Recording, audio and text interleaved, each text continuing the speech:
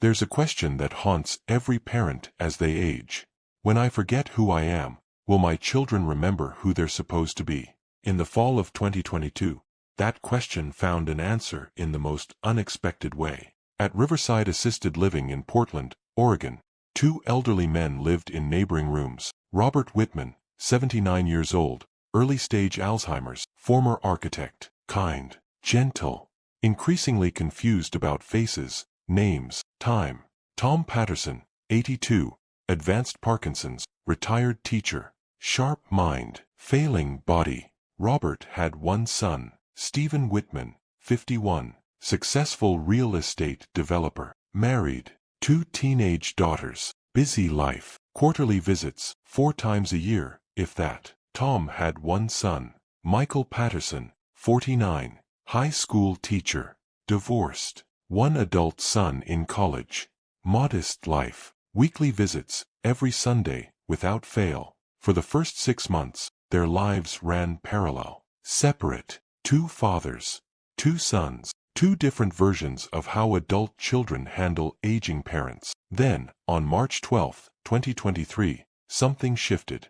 Robert's dementia worsened. Time became fluid. Faces became interchangeable. And in a moment of confusion, Robert looked at Michael Patterson, Tom's son, a complete stranger, and said the words that would change everything. "Stephen, son, you came. You finally came." Michael could have corrected him, should have corrected him. Instead, he made a choice that would blur the lines between stranger and family, between biology and belonging, between the son who should have been there and the son who was. This is the story of the replacement family, and the real son who lost his father to a stranger who cared more. Riverside Assisted Living sat on a quiet street in northeast Portland, a converted Victorian mansion that housed 24 elderly residents who needed help but weren't quite ready for full nursing home care. Robert Whitman had moved there in September 2022, 6 months after his Alzheimer's diagnosis, 3 months after his wife Patricia died of a sudden aneurysm. His son Stephen had arranged everything, found the facility, handled the paperwork, set up the room, hired movers for Robert's belongings. Stephen had been efficient, professional. He'd handled his father's transition the way he handled real estate deals, quickly, competently, with minimal emotional involvement. "Dad, this is a good place," Stephen had said during the move-in day, walking through Robert's new room, small but clean, with a window overlooking a garden, space for Robert's favorite chair and a few photos. "The staff is excellent. The food is good. You'll be safe here. I'll visit when I can." Robert had nodded, confused about why he was leaving his house, where Patricia was, why everything felt wrong. The Alzheimer's had progressed enough that he couldn't quite track the timeline. Patricia died. House became unsafe. Son moved him here. The connections were fuzzy. Stephen visited twice in September during the adjustment period.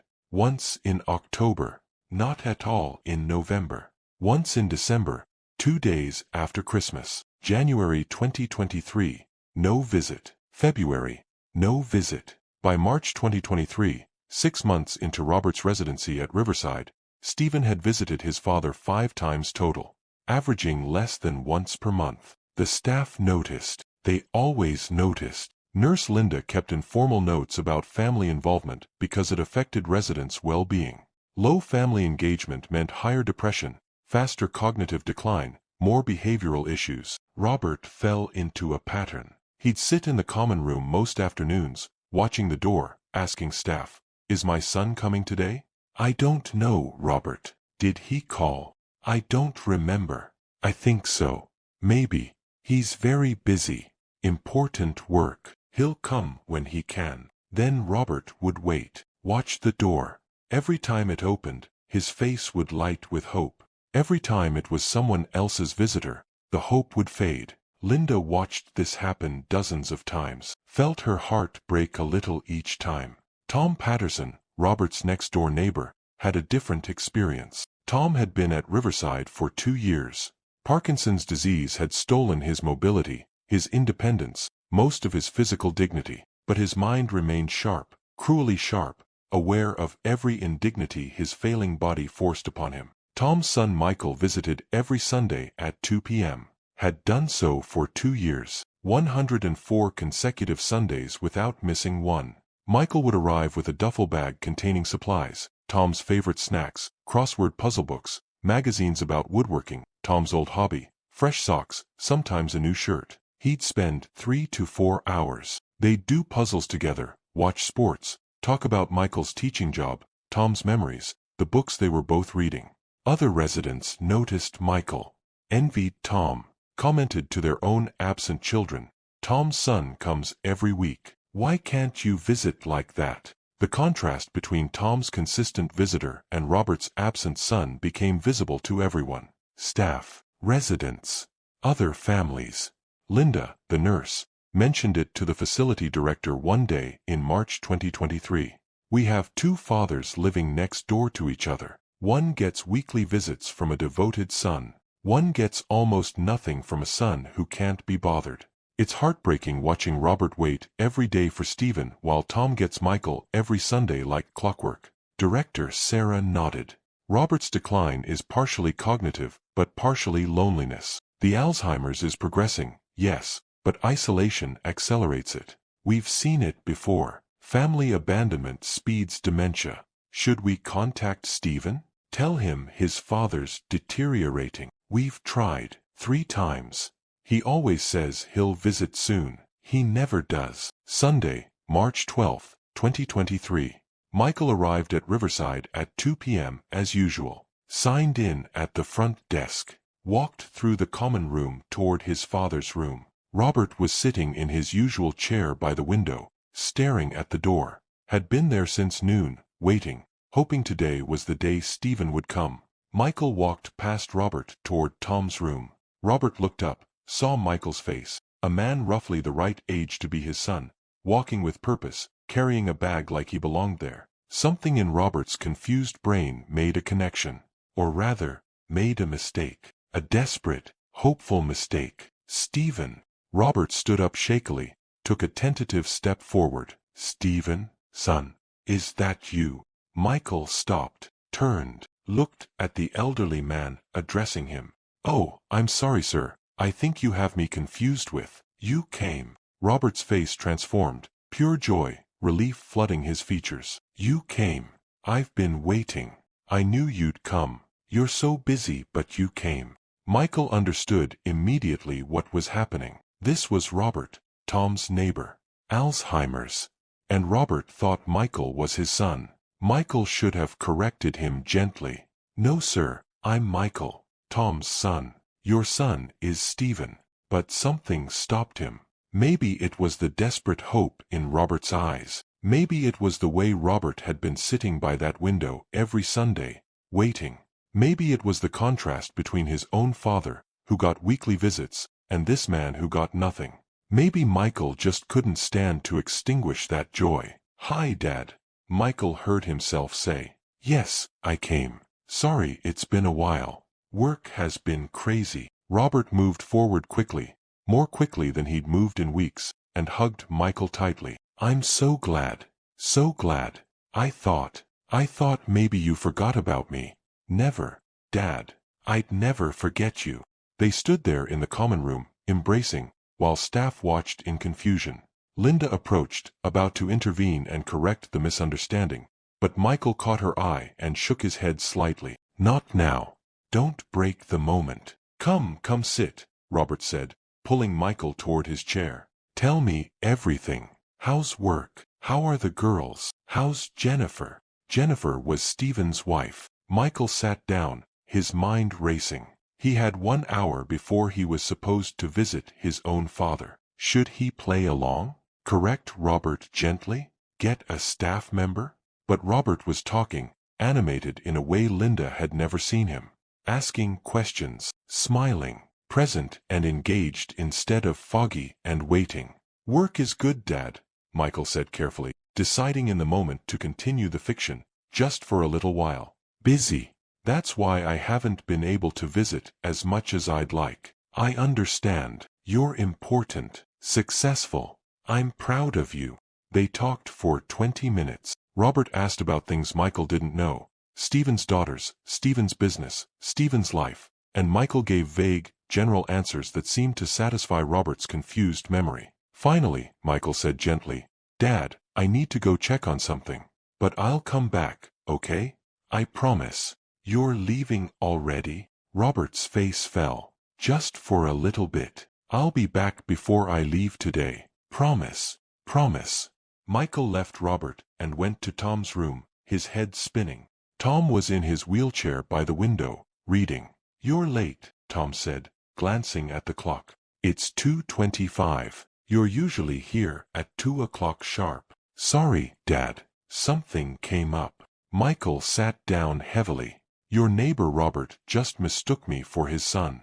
Tom looked up sharply. Stephen. Yeah. The Alzheimer's, I guess.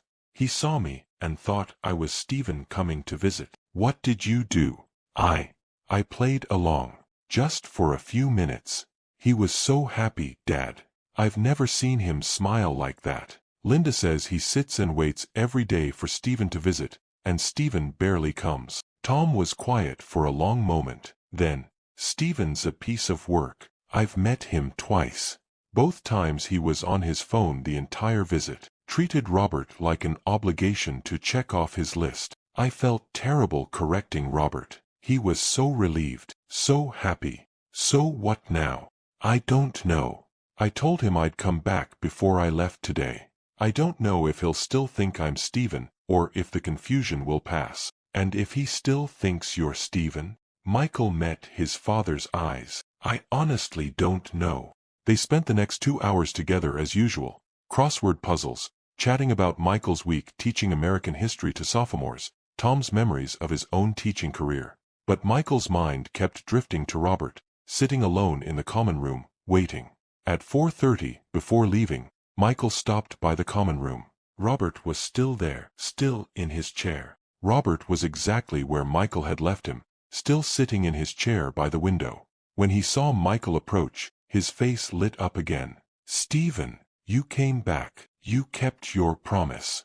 The confusion hadn't passed. Robert still believed Michael was his son. Michael glanced around. Linda was at the nurse's station, watching with concern and curiosity. A few other residents were scattered around the common room. Michael made a decision that would change the next 8 months of his life. He sat down next to Robert. Of course I came back, Dad. I said I would. They talked for another 30 minutes. Robert told stories, some lucid and accurate, some confused and jumbled, mixing decades and people. Michael listened, responded when appropriate, held Robert's hand when the older man reached for him. Before leaving, Michael said, Dad, I have to go now. But I'll come back next Sunday, okay? Next Sunday? That's a week away. I know. But I'll be here. 2 o'clock. I promise. Robert's eyes welled up. You promise? You'll really come? I promise. On his way out, Linda stopped Michael at the front desk. Michael, can we talk? About what just happened? They stepped into a small office. Linda closed the door. Robert thinks you're his son, Stephen. You know that's not helping his confusion, right? We should correct him gently, consistently, help him maintain connection to reality. I know the protocol, Michael said quietly. But did you see how happy he was? When was the last time Robert was that engaged, that present? Linda hesitated. It's been months. Since before Christmas. He's usually foggy, withdrawn. Today was the most animated I've seen him since he moved in. His real son doesn't visit. You know that. I know that. Robert sits and waits every day for someone who doesn't come. So today, for an hour, he got to believe his son came. Is that really so terrible? But you're not his son. You're lying to a confused, elderly man. Am I lying? Or am I just not correcting a mistake that's making him happy? Linda struggled with this. Professional protocol said correct the confusion. But her heart said this man had just experienced more joy in 1 hour than he'd had in 6 months. What happens next Sunday when you don't come? When he waits for Stephen, and Stephen doesn't show up again? I'll come, Michael said. I come every Sunday anyway for my dad. I can spend time with Robert too. You're going to visit 2 fathers every Sunday? Why not? I'm here anyway. Tom's my dad. Robert needs a son. Even if it's not his actual son. Even if it's just me pretending. Linda leaned back in her chair. This is highly irregular. So is a son who visits his father 5 times in 6 months. She couldn't argue with that. Let me talk to Director Sarah. I'll see what she says. But Michael, if you're going to do this, you need to commit. You can't visit once or twice and then stop. That would be crueler than Stephen's neglect. Robert will build expectation around Stephen's Sunday visits. If you start this, you have to sustain it. I understand. Michael left Riverside that evening thinking about what he'd just committed to. Was this crazy? Probably. Was it unethical? Maybe. Was it necessary? Absolutely. Director Sarah called Michael that evening. Linda told me what happened. I've consulted with our staff psychologist. Here's our position. We don't typically encourage playing into delusions, but Robert's case is unique. His son's abandonment is causing severe depression and accelerating cognitive decline. If your visits as Stephen improve Robert's mental state and quality of life, we're willing to allow it. With conditions. What conditions? 1. You commit to weekly visits. Consistency matters. 2. If Robert's family notices or objects, we stop immediately. 3. We document everything, Robert's mood, cognition, behavior, to see if this intervention actually helps. If it doesn't, we stop. Agreed. Agreed. Sunday, March 19, 2023. Michael arrived at Riverside at 2 p.m., signed in, walked through the common room. Robert was sitting in his usual spot, but this time he wasn't staring at the door with vague hope. He was alert, expectant, checking the clock, waiting for 2 o'clock. When Michael walked in, Robert stood immediately. Stephen, you came. You really came. I told you I would, Dad. They spent an hour together. Michael was careful, learning as he went. He asked questions that let Robert do most of the talking, avoiding specifics about Stephen's life that Michael didn't know. He learned that Robert had been an architect, designed houses for 40 years. That Patricia, Robert's late wife, had loved gardening. That Stephen had been a difficult teenager but a successful adult. After an hour with Robert, Michael spent 3 hours with Tom. Told his father everything. So you're living a double life now? Tom asked, amused and concerned. 2 fathers every Sunday. Apparently. What happens when Stephen actually visits? When Robert sees the real Stephen and realizes you're not him. Stephen visits once every 3 months. I'll deal with that when it happens. For now, Robert is happy. That's worth something. Week 2. Michael came. Robert was waiting. They talked about architecture, about Patricia, about memories that were becoming increasingly jumbled but that Robert was desperate to share with someone. Week 3. Same pattern. Michael was learning Robert's stories, his preferences, his routines, bringing him things, magazines about architecture, photos of buildings Robert had designed, snacks Robert mentioned liking. By week 4, the staff noticed a significant change in Robert. He was more alert, more engaged with other residents, less withdrawn. His appetite improved. He started participating in facility activities he'd ignored for months. Linda documented everything. Resident shows marked improvement in mood and cognition, increased social interaction, decreased anxiety and depression symptoms, appears directly correlated with regular Sunday visits from son. Week 5, Week 6, Week 7. March became April. April became May. Michael was now spending 5 to 6 hours at Riverside every Sunday. 1 to 2 hours with Robert, 3 to 4 hours with Tom. It was exhausting but felt right. 2 fathers who needed him, one by blood, one by accident, both deserving of his time. Other residents noticed. That's Stephen, they'd say when Michael arrived. Robert's son. Comes every Sunday now. Robert's so much happier since Stephen started visiting regularly. Michael let them believe it. Easier than explaining the complicated truth. Tom's health was declining. The Parkinson's was progressing. By late May, Tom was having more bad days than good. Tremors, rigidity, difficulty swallowing. Michael knew his father was entering the final stages. Dad, do you need me to visit more? I can come during the week if— No, Tom interrupted firmly. Sundays are enough. But I want you to promise me something. Anything. When I'm gone, and it won't be long, we both know that, I want you to keep visiting Robert. Don't stop just because your obligation to me ends. That man has no one. You've become his son in every way that matters. Don't take that away from him when I'm not here to give you a reason to come.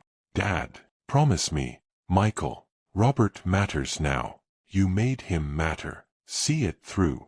I promise. Sunday, June 11th, 2023. 3 months into the Sunday visits, Michael arrived at 2 p.m. as always. Robert was in the common room, but something was different. He looked agitated, confused in a different way than usual. Stephen, Robert said when Michael approached, but his voice was uncertain. Hi Dad, yes, it's me. Robert stared at Michael's face for a long moment. You look different. Did you change something? Michael's heart rate spiked. Was Robert's confusion clearing? Was he about to realize Michael wasn't Stephen? I got a haircut last week. Maybe that's it. Robert nodded slowly, accepting this explanation. Crisis averted. For now. They visited as usual, but Michael felt the fragility of the situation. This deception had an expiration date. Eventually Robert would have a lucid moment. Eventually Stephen would visit. Eventually this house of cards would collapse. But for now, for today, Robert was smiling, engaged, happy, and that was enough to justify the lie. Sunday, June 25th, 2023. Michael's 15th consecutive Sunday visit. 4 months into the routine. He arrived at 2 p.m. Robert was waiting, as always. But today Robert handed Michael a piece of paper, a drawing, sketched in pencil with a shaky hand. I drew this for you, Robert said. It's the house I designed for your mother and me. Our first house. Remember, you were 3 when we moved in. Michael looked at the drawing. It was rough, the lines uncertain, but it showed a 2-story house with a distinctive curved entryway. An architect's memory filtered through dementia's fog. It's beautiful, Dad. Thank you. I wanted you to have it, to remember, before I forget everything. Michael's throat tightened. Robert knew. On some level, Robert understood his mind was leaving him, and he was trying to preserve memories in the only way he still could. They spent 2 hours together that day. Robert was more lucid than usual, telling stories about his career, his marriage, the son he'd raised. Not Stephen specifically. Robert's memories were too jumbled for specificity, but a son, his son, who Michael was embodying. After leaving Robert, Michael went to Tom's room. His father was having a bad day, barely able to move, struggling to speak clearly, exhausted from the effort of existing. Don't stay long, Tom managed. I'm no company today. I'll stay as long as you want me here, Dad. They sat in comfortable silence, Michael reading aloud from a woodworking magazine while Tom dozed in his wheelchair. Before leaving, Michael squeezed his father's hand. I love you, Dad. Love you too, son. And I mean it. Keep seeing Robert after I'm gone. He needs you more than I do now. 2 weeks later, Sunday, July 9th, 2023, Michael arrived to find staff in unusual activity. Something was wrong. Linda met him at the entrance. Michael, it's your father. He fell this morning, hit his head. We called an ambulance. He's at Providence Hospital. Michael's world tilted. Is he? He was conscious when they took him. But he's 82 with advanced Parkinson's. A fall at his age. Michael ran to his car, drove to the hospital, spent the next 6 hours in the ER, then ICU, watching his father slip in and out of consciousness. Tom had a brain bleed. Surgery was too risky given his age and condition.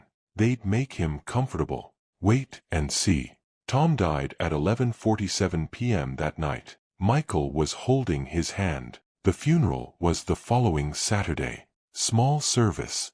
Tom had outlived most of his friends. A few former teaching colleagues came. Tom's ex-wife, Michael's mother, flew in from Arizona.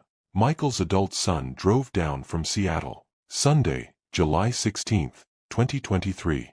One day after Tom's funeral, Michael woke up exhausted, grieving, emotionally hollowed out. And he thought, I don't have to go to Riverside today. Dad's gone.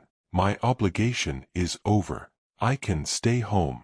I can grieve. But then he remembered Tom's request. Keep visiting Robert. Don't stop. And he remembered Robert, who would be sitting in the common room at 2 p.m., waiting for Stephen to arrive. As he'd done for 17 consecutive Sundays, Michael showed up at 2 p.m. Robert's face when he saw Michael, pure relief and joy. Stephen, I was worried you wouldn't come. It's been a hard week. Why was it hard, Dad? I don't remember. Just hard. But you're here now.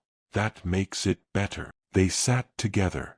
Michael told Robert about Tom, not by name, just a friend passed away this week. Robert offered condolences, patted Michael's hand, tried to comfort him in the way fathers comfort sons. The role reversal was striking. Michael had come to comfort Robert by being a present son. Instead, Robert was comforting Michael through his grief. Two men, two losses, one sitting together in mutual need. Linda pulled Michael aside afterward. I heard about Tom. I'm so sorry. You didn't have to come today. Yes, I did. I promised my dad. And Robert was waiting. Michael, what you're doing, it's extraordinary. Most people wouldn't commit to this after losing their own father. Robert's lost too. He's lost his mind, his independence, his wife, and his son abandoned him. If I can give him 2 hours a week of feeling less lost, that's the least I can do. Weeks passed. July became August. Michael came every Sunday. Robert's cognitive decline continued, worse some days than others, but his mood remained stable, his depression lifted, his quality of life visibly improved. Staff documented the correlation. Subject's mental health directly linked to consistent weekly family visits. Recommend continuation of current intervention. Sunday, August 27, 2023. Michael arrived at 2 p.m., signed in, walked toward the common room, and stopped cold. A man was sitting with Robert. A man Michael recognized from photos in Robert's room.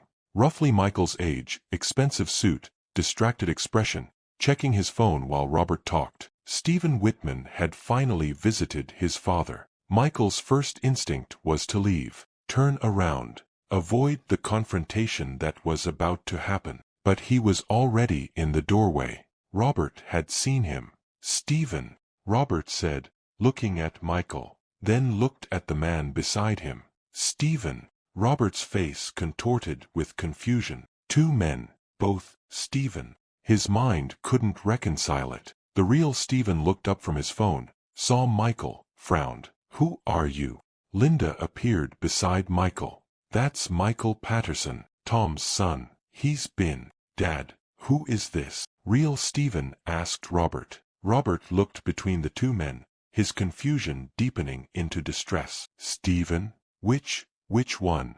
I'm Stephen, Dad, your son. Remember? I was just here a few months ago. But Stephen comes every Sunday, Robert said, pointing at Michael. Stephen visits every week. You're not Stephen. Real Stephen's face darkened. What the hell is going on here? Linda stepped in. Mr. Whitman, perhaps we should talk in my office. No. I want to know why my father thinks this stranger is his son. Michael found his voice. Your father has Alzheimer's. 4 months ago, he confused me for you. I didn't correct him because he was so happy to see Stephen, and I kept visiting because his actual son doesn't. You've been pretending to be me? I've been being present. Something you might try. Stephen stood, anger flashing. You have no right. You visit your father once a quarter.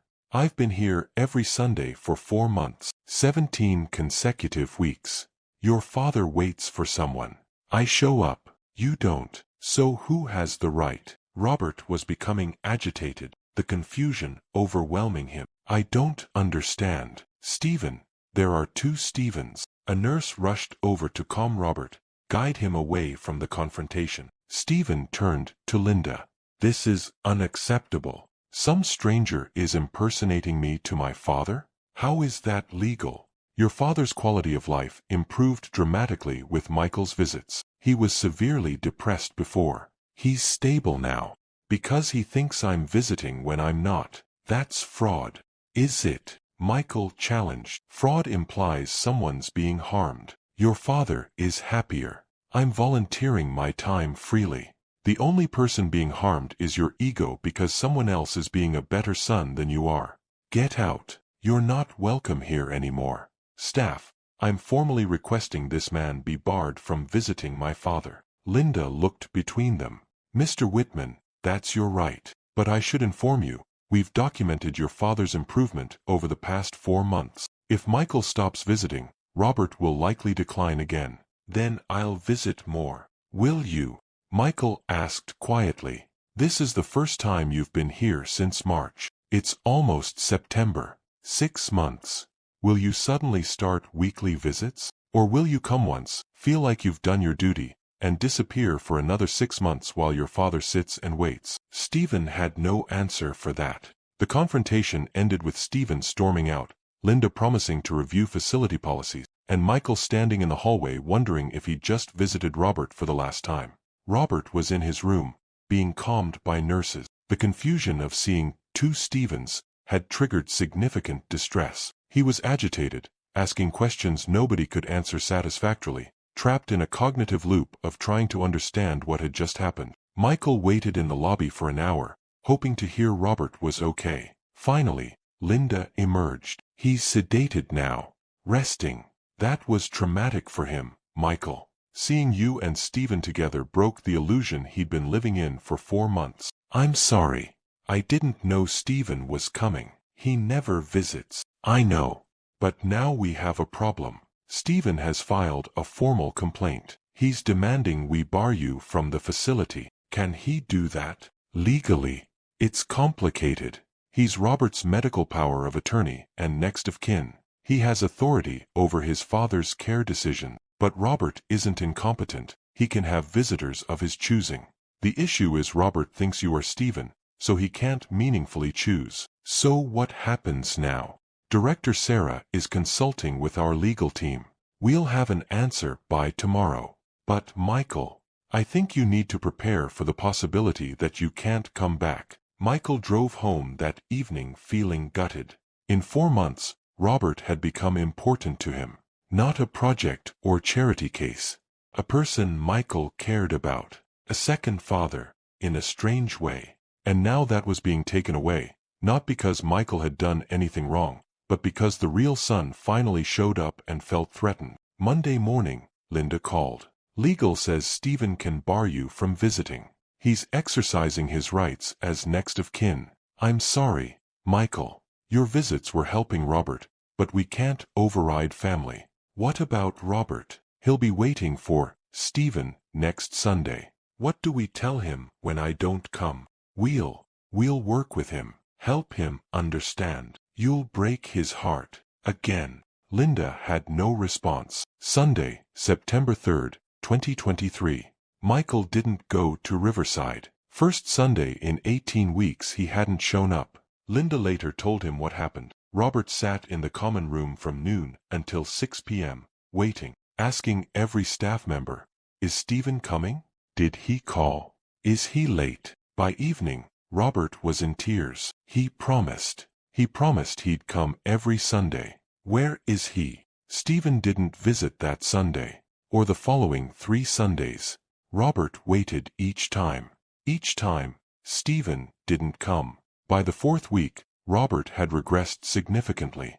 The depression returned. He stopped attending activities, stopped eating regularly, sat in his room staring out the window. Linda called Michael on September 28th. Robert's declining rapidly. His dementia symptoms are worse. We think it's the depression accelerating cognitive deterioration. He's lost 12 pounds in 3 weeks. He barely speaks. Michael, he's giving up. What do you want me to do? Stephen banned me. Stephen hasn't visited once since banning you. He got what he wanted, you gone, but he's not filling the void. Robert is suffering. And honestly, I think Stephen doesn't care as long as you're not making him look bad by comparison. Have you told Stephen how bad Robert is? Multiple times. He says he'll visit soon. He doesn't. Michael felt rage building. So Robert sits and deteriorates because Stephen's ego couldn't handle a stranger being a better son than him. That's exactly what's happening. What if I just show up? Ignore the ban. We'd have to call security. Have you removed. Potentially arrested for trespassing. Stephen made it clear, if you set foot in this facility, there will be consequences. Michael spent a week wrestling with the decision. Let Robert decline? Respect Stephen's legal authority, even though Stephen was destroying his father through neglect? Or defy the ban, show up, face whatever consequences? On Sunday, October 8, 2023, Michael made his choice. He arrived at Riverside at 2 p.m., walked through the front door, didn't sign in, that would create a paper trail, just walked directly to the common room.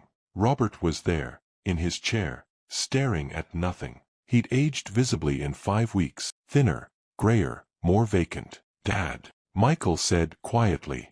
I'm here. Robert looked up slowly. His eyes were unfocused, confused. Then recognition flickered. Stephen, is that really you? Yes, Dad. It's me. I'm sorry I haven't been here. I've been trying to come but there were complications. But I'm here now. Robert started crying. I thought you forgot me. I thought you weren't coming back. Never. I'd never forget you. Michael sat with Robert for an hour. The transformation was immediate. Robert became animated, present, engaged in ways he hadn't been since the last visit. They talked. Robert told stories. Michael listened. For an hour, Robert wasn't alone. Linda found them together. Michael, you can't be here. Stephen's ban. I know. But look at him. Michael gestured to Robert, who was smiling, talking, alive again. Tell me I'm wrong to be here. Linda looked at Robert, looked at Michael, made a decision that could cost her her job. I don't see anyone. I'm going back to the nurse's station. Whatever happens in the next hour, I didn't witness it. She walked away. Michael stayed for 90 minutes. Before leaving, he told Robert, Dad, I have to go, but I'll be back. I promise. Even if it's complicated, even if it's difficult, I'll find a way to see you. Promise. Promise. Michael left through a side door, avoiding the front desk, avoiding creating evidence of his unauthorized visit. He came back the following Sunday, and the Sunday after that, and the Sunday after that. For the next 2 months, October and November 2023, Michael conducted a covert operation. He'd arrive through the side garden entrance, which was technically a fire exit but rarely monitored. He'd spend an hour with Robert. He'd leave before shift changes, before anyone who might report him could see. Linda became his accomplice, texting him when the coast was clear, covering for him when questions arose. Director Sarah suspected but looked the other way. Robert's health had stabilized again, and she wasn't about to question why. But they all knew this couldn't continue indefinitely. Eventually Stephen would visit. Eventually Michael would be caught. Eventually there would be consequences. Sunday, December 3, 2023.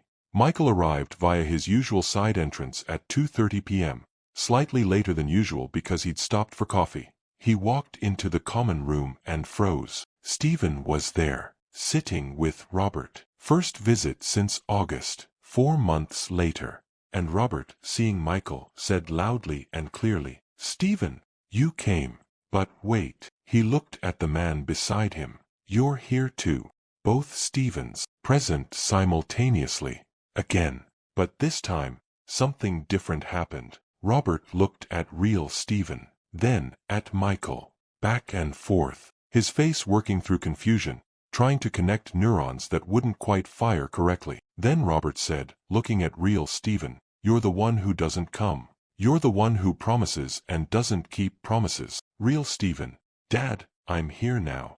But you're not here. You're never here. Stephen is here. Robert pointed at Michael. Stephen comes every week. Stephen keeps promises. Stephen cares. Dad, that's not Stephen. That's some guy who's been lying to you. No. Robert stood up, agitated. You're the liar. You say you'll visit and you don't. He visits. He keeps promises. He's Stephen. Real Stephen looked at Michael with pure hatred. You turned my father against. I didn't have to. You did that yourself by never showing up. Security arrived. Someone had called them when voices got loud. Stephen demanded Michael be removed, banned permanently, and potentially charged with something. Michael was escorted out by security. Stephen filed a formal trespassing complaint. The facility had no choice but to enforce a permanent ban, official, documented, legally binding. Michael couldn't return to Riverside at all, ever, under threat of arrest. Robert, meanwhile, descended into complete confusion. He couldn't understand why Stephen was being removed, why the bad Stephen was being allowed to stay, why nothing made sense. For the next week, Robert was inconsolable. He'd cry for hours, refuse to eat, ask for Stephen, meaning Michael, constantly. The staff couldn't make him understand that Michael wasn't coming back. Real Stephen visited once more that week, December 7th, for days after the incident, attempting to reclaim his father's affection. But Robert barely acknowledged him, called him the wrong one, turned away when Stephen tried to talk to him. Stephen left after 20 minutes, frustrated and angry, telling staff, if he wants to pine for some stranger instead of his real son, that's his problem. He didn't visit again for the rest of December. Meanwhile, Michael felt helpless. He'd call Linda daily. How is he? Declining. Rapidly. He stopped eating properly. He sits in his room. Won't participate in anything. He's given up, Michael. Can I write him letters? Can you read them to him? Stephen would consider that contact. It could get us in legal trouble. So Robert just deteriorates? Because Stephen can't handle his father loving someone else more. Linda had no answer. Christmas 2023 came and went. Robert spent it alone. Stephen sent a gift basket, impersonal, generic, clearly ordered online. Didn't visit. Michael spent Christmas thinking about the man who'd become a second father to him, sitting alone in a facility, confused about why his son had abandoned him again. January 2024. Robert stopped speaking almost entirely. Would only respond to questions about Stephen. Would Michael come back? Where was he? Did he forget Robert? Staff documented the decline. Resident has experienced significant regression following abrupt termination of weekly visits. Depression severe. Cognitive function deteriorating at accelerated rate. Medical team concerned about residents' will to live. Linda called Stephen on January 15th. Your father is dying, Mr. Whitman. Not from Alzheimer's directly, but from giving up. He's lost the will to live. He needs family. I'm his family. Then act like it. Visit him regularly. Convince him he's not alone. I'm busy. Your father is dying because he's lonely. If you can't visit, at least let Michael visit. Absolutely not. That man manipulated my father. That man loved your father. More than you do, apparently. Stephen hung up. January 29th, 2024. Robert stopped eating entirely. Hospice was called. Days left, maybe a week. Linda called Michael. If you want to say goodbye, come tonight, late, after visiting hours. I'll let you in through the garden entrance. Just come say goodbye. He's asking for you. For Stephen. He deserves to see you one last time. Michael arrived at Riverside at 10 p.m. Linda let him in. The facility was quiet. Most residents asleep. Night shift skeletal. She led him to Robert's room. Robert was in bed, oxygen tube in his nose, eyes closed, breathing shallowly. Robert, Linda said gently. You have a visitor. Robert's eyes open, struggled to focus, saw Michael. Stephen, Robert whispered. You came. I came, Dad. Michael sat beside the bed, held Robert's hand. It was thin, frail, barely there. I thought you forgot me, Robert said, his voice barely audible. Never. I could never forget you. Where have you been? I've been waiting. I know. I'm sorry. I've been trying to get here. But I'm here now. They sat in silence for a long moment. Then Robert said something that shocked Michael. You're not really Stephen, are you? Michael's heart stopped. What? Stephen doesn't visit. Stephen doesn't care. I know that. Even through the confusion, I know. You're not Stephen. But you came anyway. Every week. You pretended to be my son because my real son wouldn't be. Robert was lucid. For the first time in months, maybe longer, Robert was completely clear. The fog had lifted. He knew. I'm sorry, Michael said, tears streaming. I should have told you the truth from the beginning. You were so happy. I didn't want to take that away. Don't apologize. You gave me something my son never did. You showed up. You cared. You were more of a son to me than Stephen ever was. Biology doesn't make family. Showing up does. I wanted to keep coming. They banned me. Stephen wouldn't allow it. Stephen's a fool. He's been a fool his whole life. Cares more about money and status than people. I'm glad you came. I'm glad you were here. Even if it was pretend, it felt real. You made me feel like I mattered. You do matter. You matter so much. Robert smiled weakly. My mind is leaving me. Most days I don't know who I am. But today, right now, I know who you are. You're Michael, Tom's son. And you're the best son I never had. Thank you for being here, for caring, for giving an old man something to hope for. I love you, Michael said, the words surprising him but feeling true. I love you too, son. You're more my son than Stephen ever was. Robert closed his eyes. I'm tired now. Very tired. Then rest, Dad. I'll stay right here. Promise. Promise. Robert fell asleep. Michael sat with him for 3 hours, holding his hand, until Linda came back. Shift change is soon. You need to go. Michael stood carefully, kissed Robert's forehead. Goodbye, Dad. Thank you for letting me be your son. He left through the garden entrance, got in his car, and sobbed. Robert Whitman died at 6:15 a.m. on February 1, 2024. Peacefully, in his sleep. Staff said his last clear moment had been the night before, when he'd spoken to someone. They didn't mention it was Michael. Stephen was notified. He arrived at Riverside that afternoon to handle arrangement. Efficient, professional, showed appropriate emotion, didn't cry. The funeral was scheduled for February 7, 2024. Stephen handled everything: flowers, casket, service, obituary. Robert's obituary read, Robert Whitman, beloved father, grandfather, retired architect, died peacefully at age 79. Survived by son Stephen Whitman, daughter-in-law Jennifer, granddaughters Emma and Sophie. Service Wednesday at 2 p.m. No mention of Michael.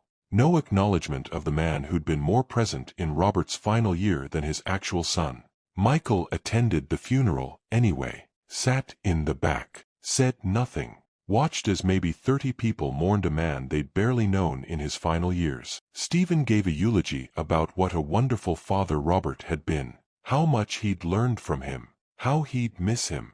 Michael thought, you missed him for the last 2 years of his life. You just didn't notice until he died. After the service, Michael approached Stephen at the burial. I'm sorry for your loss, Michael said. Stephen's face hardened. You're not welcome here. Your father asked me to come. The night before he died. He knew I wasn't you. He was lucid, and he told me I was more of a son to him than you ever were. You're lying. Ask Linda. She was there. Your father died knowing his real son abandoned him and a stranger cared more. Live with that. Michael walked away, leaving Stephen standing alone beside his father's casket. 3 weeks after Robert's funeral, Michael received a call from an attorney, Paul Morrison from Morrison and Associates. Mr. Patterson, I'm calling regarding the estate of Robert Whitman. You're named in his will. Michael was stunned. What? There must be a mistake. I wasn't family. His son. I'm aware of the family situation. Mr. Whitman updated his will on December 15, 2023. You're listed as a beneficiary. I need you to attend the reading next Tuesday, February 27th, at 10 a.m. Can you make it? Yes, but Robert changed his will in December? After the incident. Correct. Apparently, Mr. Whitman had what staff called a lucid period in mid-December. He contacted our firm, requested his will be amended, signed the changes with witnesses present. Everything is legal and binding. Michael's mind reeled. December 15th, 2 weeks after the confrontation. After Michael was banned. After Robert understood what had happened. Robert had changed his will. Tuesday, February 27th, 2024. The Law Office of Morrison and Associates, a modern building in downtown Portland. Michael arrived at 9:50 a.m., was shown to a conference room.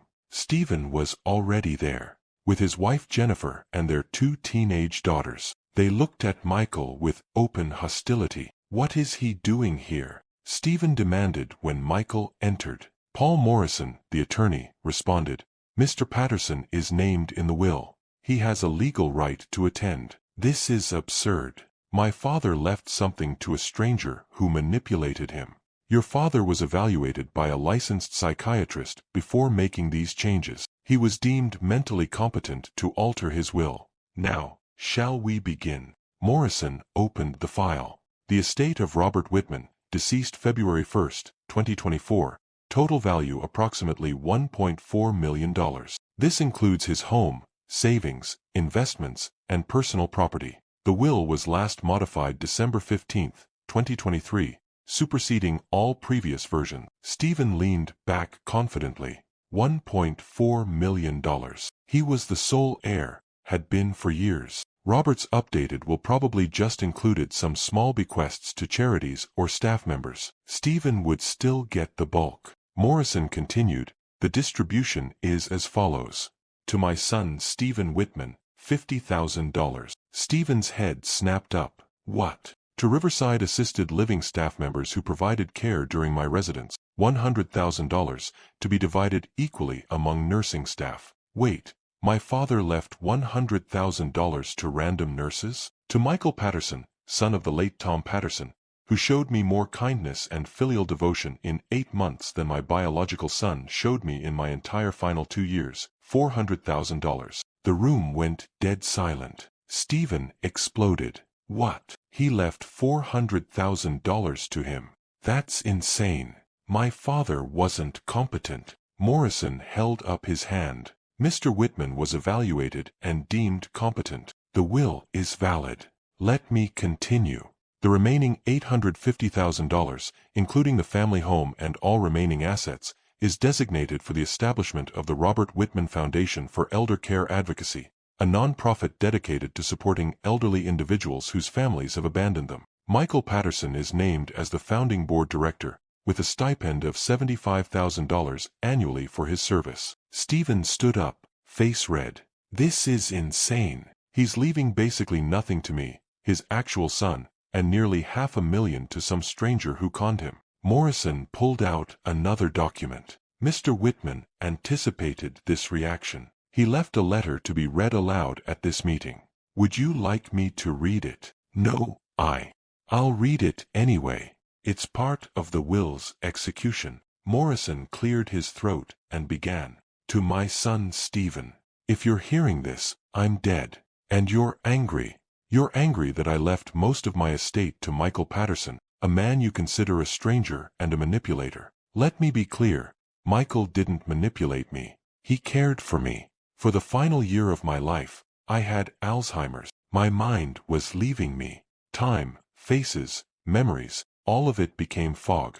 But through that fog, I recognized one thing consistently: loneliness. You visited me 5 times in the first 6 months I lived at Riverside. 5 times. I counted. I remembered that even when I couldn't remember your name. Michael visited me 26 times in 8 months. Every single Sunday until you banned him. He spent hours with me. He brought me things. He listened to my stories even when they made no sense. He made me feel like I mattered. I know now that he wasn't actually you. That he played along when I confused him for my son. But here's what you don't understand. He became more my son than you ever were. Biology doesn't create family, Stephen. Presence does. Caring does. Showing up does. You showed up to handle paperwork when your mother died. You showed up to sign me into Riverside. You showed up to ban Michael when your ego couldn't handle the comparison. But you never showed up to just be with me. To sit with me. To hold my hand. To tell me I wasn't alone. Michael did that. A complete stranger did what my son wouldn't. So I'm leaving him $400,000 because he earned it through kindness. I'm leaving the bulk of my estate to a foundation that will help other forgotten elderly people because I was forgotten, and I know how that feels. And I'm leaving you $50,000, enough that you can't claim I forgot you, but little enough that you'll know I remembered exactly how much you cared. You're getting what you gave me, Stephen, the minimum. I hope you learn from this. I hope you're a better father to your daughters than you were a son to me. I hope you understand that time is the only currency that actually matters, and you spent yours on everything except me. I loved you anyway, even when you didn't visit, even when you forgot about me, even when you banned the one person who made my final year bearable. But love isn't enough. Presence matters, and you were never present. Goodbye, Stephen. I wish we'd had more time, but time is what you chose not to give me, so I suppose we got exactly what you wanted. Your father, Robert Whitman, December 15, 2023 inch. The conference room was absolutely silent. Stephen sat frozen, face white. Jennifer reached for her husband's hand. He pulled away. He was confused, manipulated. Michael took advantage. Mr. Whitman was evaluated by Dr. Sarah Chen, a licensed psychiatrist, on December 14, 2023, Morrison said, pulling out another document. Her evaluation states, patient experiencing progressive dementia but demonstrates clear lucid periods. During evaluation, patient was coherent, oriented to person and place, able to articulate reasoning and decision-making with clarity. Patient expresses frustration about son's lack of visitation and gratitude toward non-family member who has provided companionship. Judgment appears sound regarding estate distribution, reflecting these relationships. Recommend patient is mentally competent to execute will modifications. The will is valid, Mr. Whitman. You can contest it, but you'll lose. Your father was clear about his intention. Stephen looked at Michael. You did this. You manipulated a confused old man. I showed up, Michael said quietly. That's all I did. Every Sunday. Even when you banned me, I found ways. Because your father deserved to have someone who cared. I'm sorry that someone wasn't you. You stole my father. Your father was waiting to be stolen. He sat in that common room every day hoping you'd visit. You never did. So when he confused me for you, I gave him what he needed, a son who showed up. I didn't replace you, Stephen. You abandoned your position and someone else filled it. Stephen stood, grabbed his coat. I'm contesting this will. Morrison shrugged. That's your right, but I've been doing this for 30 years. This will is airtight. You'll spend thousands in legal fees and lose. Take the $50,000 and accept that your father loved you but didn't respect you. Stephen stormed out. His family followed, his daughters looking back at Michael with expressions somewhere between curiosity and contempt. When they were gone, Morrison turned to Michael. Congratulations. You just inherited $400,000 and the responsibility of running a foundation. I don't want the money. Then donate it to the foundation. But Robert wanted you to have it. He was insistent, said you'd earned it. I just visited him. I just cared. And apparently, that was worth $400,000 to him. That tells you everything about how much Stephen's absence hurt. Michael left the attorney's office in a daze. $400,000. Nearly $500,000 left to him by a man he'd known for less than a year. A man who wasn't his father. A man he'd visited under false pretenses, but also a man who'd seen through the pretense and loved him anyway. A man who'd had one lucid window in December and used it to ensure Michael was taken care of. A man who'd chosen family over biological family because biology had failed him. Michael sat in his car for 30 minutes, processing. Then he called Linda at Riverside. Linda, it's Michael. Robert left me money. a lot of money, and he left most of his estate to create a foundation for abandoned elderly people. He named me the director. Linda was quiet for a long moment. Robert talked about this. In December, during his lucid period, he told me he was changing his will. He said, "Michael gave me my son back, even though Stephen took my son away. I want Michael to give other people their families back too. I don't know how to run a foundation. You'll figure it out." Robert believed you would. He said you were the most decent person he'd met in years. That's why he wanted you to have this responsibility. Over the next 3 months, Michael worked with Morrison's firm to establish the Robert Whitman Foundation for Elder Care Advocacy. The mission: identify elderly individuals in assisted living and nursing homes whose families had abandoned them, and provide companion volunteers, people willing to visit regularly, provide companionship, be surrogate family. Essentially, the foundation would recruit people to do what Michael had done for Robert. Be present, show up, care. The foundation launched in June 2024. Michael used $50,000 of his inheritance to fund the first year's operations and donated the remaining $350,000 to the foundation's endowment. With Robert's estate, the foundation had over $1 million in assets. By August 2024, they had 15 volunteer companions matched with abandoned elderly residents across 3 Portland area facilities. By December, 30 volunteers and counting. The model was simple. Volunteers committed to weekly visits, minimum 2 hours, for at least 6 months. They'd be matched with elderly residents who had no regular family contact. The relationship was allowed to develop organically. Sometimes volunteers and residents became genuinely close, sometimes it remained friendly but surface level. Either way, the resident had someone. Consistency, presence, proof they hadn't been completely forgotten. Media covered the foundation. Local news first, then regional, then a feature in a national magazine. The man who became his neighbor's son and changed elder care forever. The article told Robert and Michael's story. The confusion, the visits, the ban, the lucid moment, the will, the foundation. Response was overwhelming. Donations poured in, $200,000 in the first month after the article. Volunteer applications flooded the website. Assisted living facilities across the country requested information about replicating the model. By early 2025, 1 year after Robert's death, the Robert Whitman Foundation had grown to serve 150 elderly individuals across Oregon and Washington, with plans to expand nationally. Michael quit his teaching job to run the foundation full-time.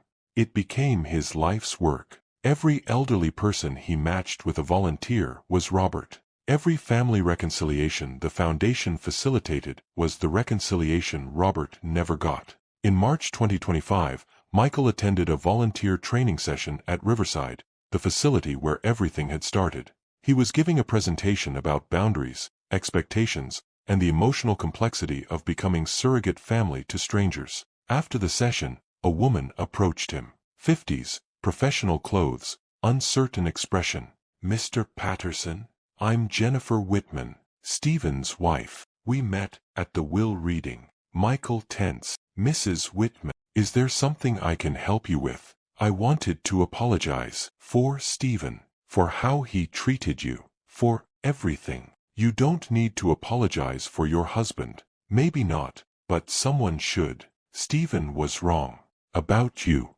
About his father. About everything. Watching you build this foundation, reading about what you did for Robert. I've been thinking about it for a year, and I'm ashamed of Stephen, of myself for supporting him, of how we treated an old man who just wanted his son to visit. How is Stephen?" Jennifer's face tightened. "Not well. He contested the will, spent $40,000 in legal fees, lost completely. He's bitter, angry, blames you for stealing his inheritance, blames his father for being manipulated, blames everyone except himself. I'm sorry to hear that.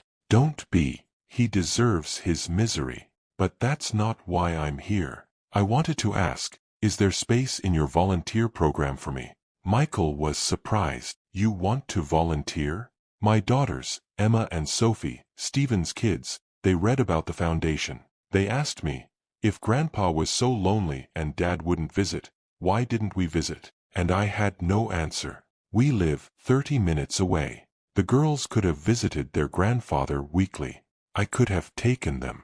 But Stephen said it was too hard, seeing Robert confused, and I went along with it. We abandoned him too. She took a breath, steadying herself. I can't undo that, but I can visit someone else's grandfather, someone else's mother. I can be for them what I should have been for Robert. Can I volunteer? Michael nodded slowly. Yes.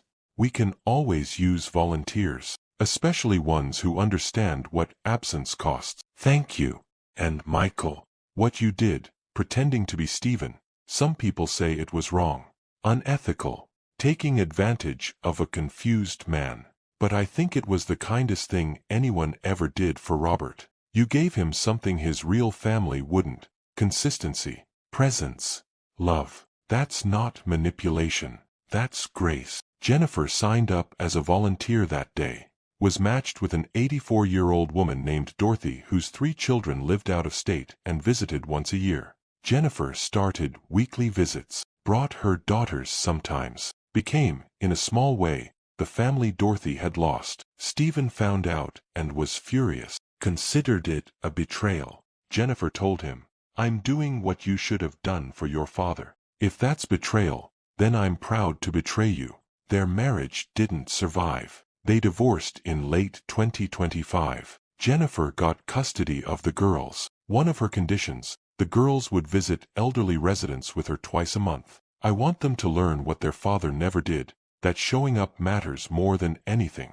By the end of 2025, the foundation had served 300 elderly individuals, facilitated 12,000 volunteer visits, reunited 14 estranged families, raised $800,000 in donations. Every December 15th, the anniversary of Robert changing his will, Michael visited Robert's grave. The headstone read, "Robert Whitman, 1944 to 2024, architect, father, friend, who taught us that family is built by showing up." Michael would bring flowers, sit on the grass beside the grave, tell Robert about the foundation, about the lives changed, about the elderly people who weren't alone anymore because of what Robert had done. "You turned your loneliness into purpose," Michael would say. "You made sure other people wouldn't suffer what you suffered. That's your legacy, Robert, not the buildings you designed. This, the foundation. The people who show up now because you showed me what absence costs." 3 years after Robert's death, February 2027, Michael received a letter from Stephen. "Michael, I don't expect you to read this. I don't expect forgiveness.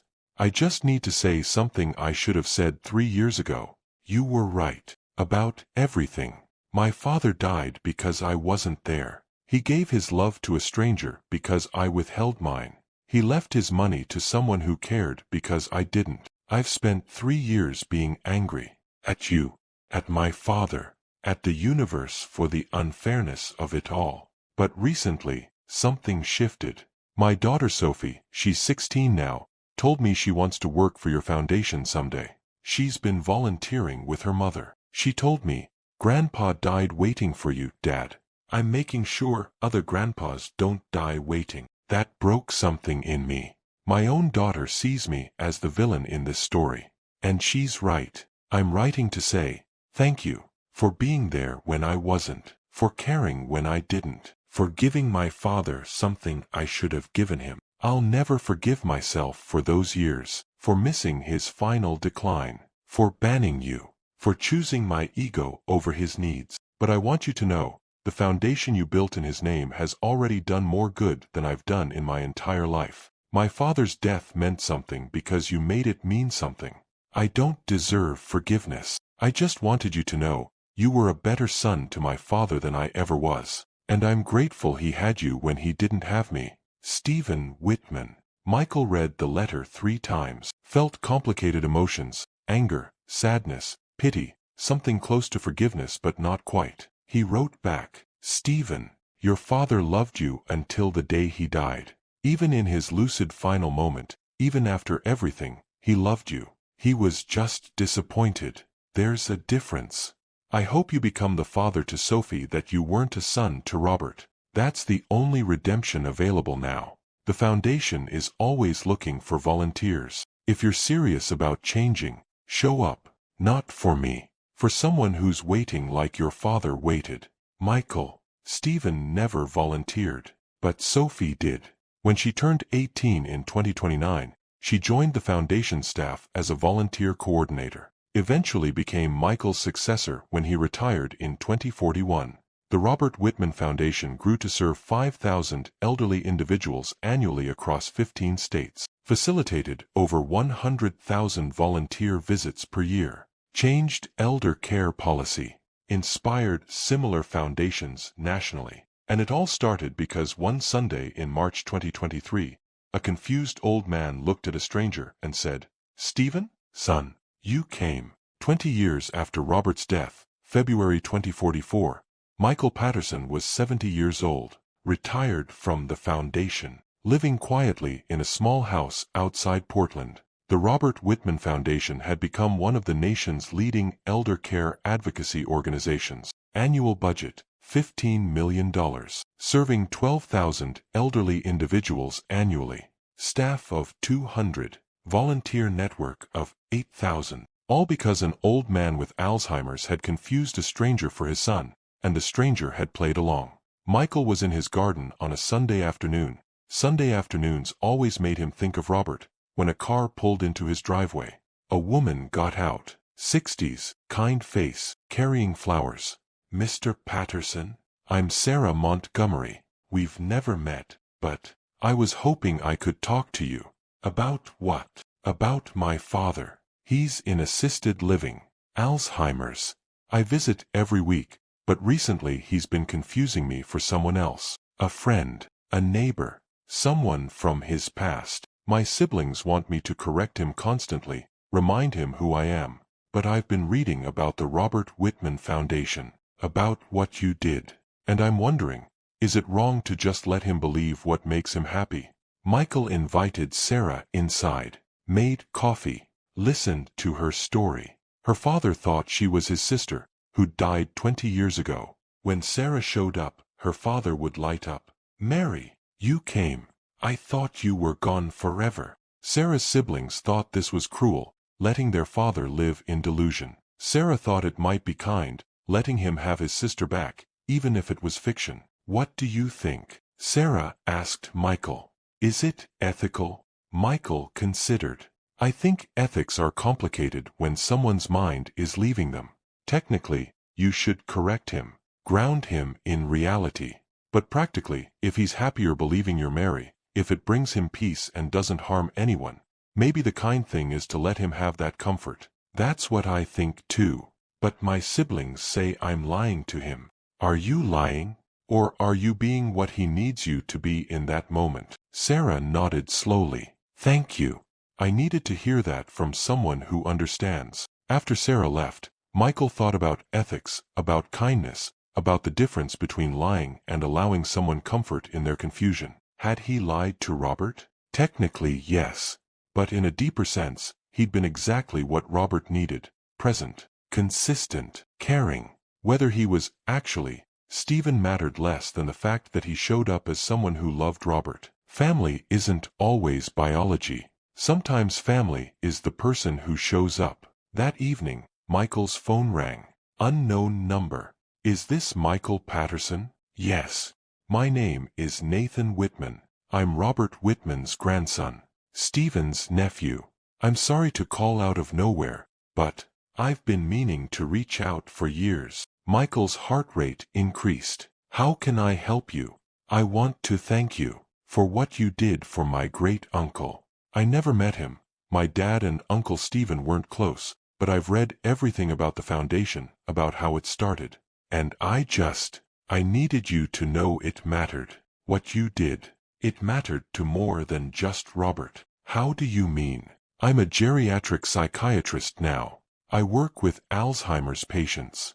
And I approach confused patients differently because of your story. When patients mistake staff for family, when they're searching for someone who's gone, I don't always correct them immediately. Sometimes I let them have the comfort. Sometimes I ask staff to be the person the patient needs. We call it therapeutic presence. And it started because of what you did for Robert. Michael felt tears building. I just visited him.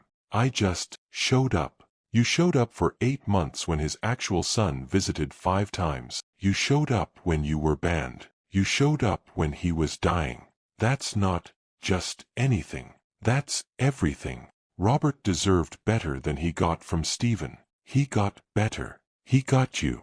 And because he got you, thousands of other elderly people got volunteers, got companions, got people who show up. You didn't just help one man. You changed a system. They talked for 30 minutes. Nathan told Michael about his work, about patients he'd helped by applying lessons from Robert's story, about families he'd counseled to prioritize presence over perfection. Before hanging up, Nathan said, "There's something else. Uncle Stephen, he died last year. Heart attack, age 61. Michael felt complicated grief. I'm sorry to hear that. Don't be. He lived 30 years after his father died and never reconciled with what he'd done. Never volunteered for the foundation. Never tried to make amends. Just stayed bitter. His daughters, my cousins Sophie and Emma, they came to the funeral but they didn't cry. They said, he was a cautionary tale, not a father. That's his legacy. Being the bad example. That's sad. It is. But it's also the truth. He had 30 years to change. He chose not to. Robert had 8 months with you and changed the world. Stephen had 30 years with every opportunity and changed nothing. That tells you everything about who they were. After the call, Michael sat in his quiet house thinking about legacy, about the difference between blood family and chosen family, about showing up. Robert Whitman had died thinking he mattered to someone, that someone cared, that he wasn't completely alone. Stephen Whitman had died knowing his children thought of him as a cautionary tale. Which life was more successful? Which death had more meaning? Michael knew the answer. He'd always known. The next Sunday, 21 years after Robert's death, Michael visited Robert's grave one final time before his own health made travel difficult. The headstone was weathered now, 2 decades of rain and wind softening the engraving. But the words were still clear. Robert Whitman, 1944 to 2024 architect, father, friend, who taught us that family is built by showing up. Michael placed flowers, sat on the grass, spoke aloud. Hey, Robert, it's been a long time. 21 years since you died. Since you changed my life. Since you left me money and a mission, and the belief that showing up matters more than anything else. The foundation has helped thousands of people. 12,000 last year alone. All because you confused me for your son and I didn't correct you. I've spent 20 years thinking about whether I did the right thing. Pretending to be Stephen. Playing along with your confusion. And I think I did. Because you needed a son and I was there. Biology didn't matter. What mattered was presence. You taught me that. You taught everyone that. I'm 70 now. Old myself. No children of my own. But I've been a surrogate son to dozens of elderly people through the foundation. Been there for people whose actual children weren't. Shown up because you showed me what absence costs. So thank you, Dad, for confusing me, for accepting me, for loving me even when you knew I wasn't really Stephen, for building something meaningful from loneliness. You didn't die alone. I was there. And that's what you deserved. Someone there when you left. Someone who cared. Someone who showed up. I'm glad it was me. Michael stood, touched the headstone one last time, and walked away. Behind him, carved in weathered stone, the words that had become the foundation's motto. Family is built by showing up. Robert had shown up for Michael by trusting him, loving him, leaving him a legacy. Michael had shown up for Robert by being there when his real son wouldn't. And thousands of people had shown up for thousands more because of what started that Sunday in March 2023, when a confused old man looked at a stranger and said, "Stephen, son, you came." And the stranger replied, "Yes, Dad, I came," and meant it.